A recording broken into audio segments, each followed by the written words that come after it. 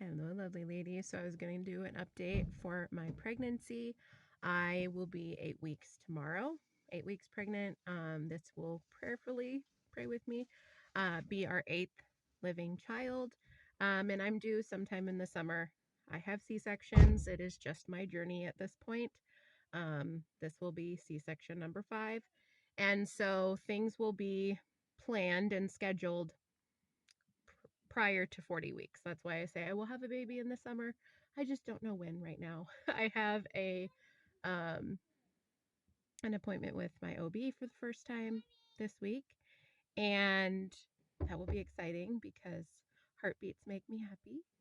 If you are new here, we had a loss in April, and the previous loss to that baby was 6 years ago this month. We had a child that was stillborn.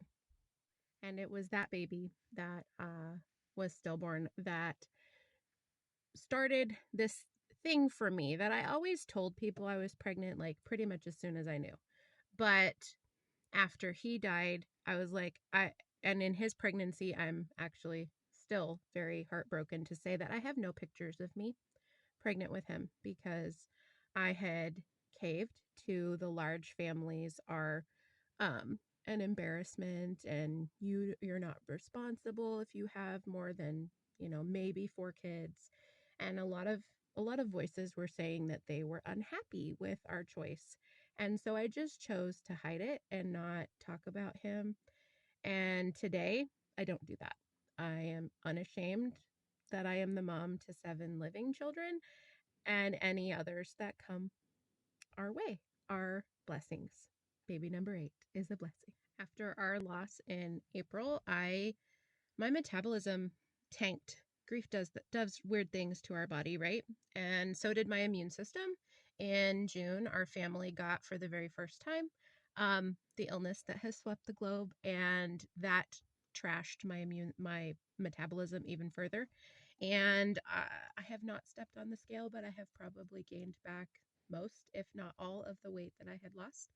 Um, Even though I was eating on plan, even though, yes, I did have off plan adventures, I had surgery in June. So the last year has been a thing. In December, we had some family issues and had to do a lot of emotional work um, to help some of our children navigate um, some trauma and that sad things.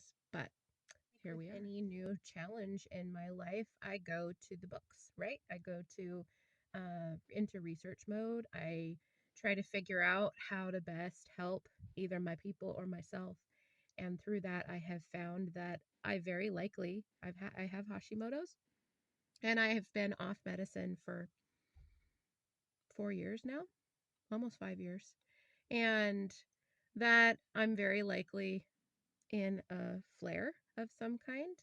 And so I have been trying to incorporate some foods and some definitely THM to help get back to where I was, because I was in a good place. I was losing weight even while I was nursing, and I'm my body responded because I got pregnant, and last time it took a year.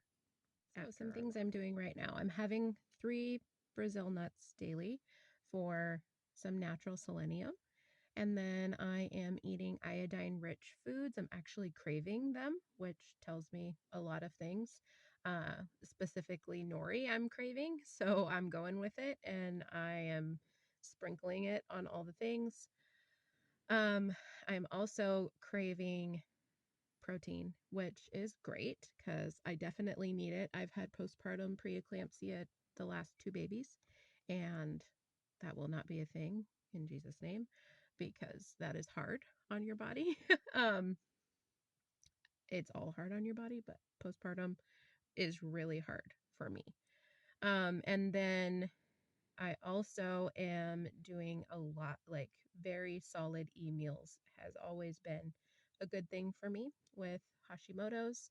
And solid meaning that I need the full 30 to 45 grams of carbs in an email. I don't and have never suffered from gestational diabetes at all.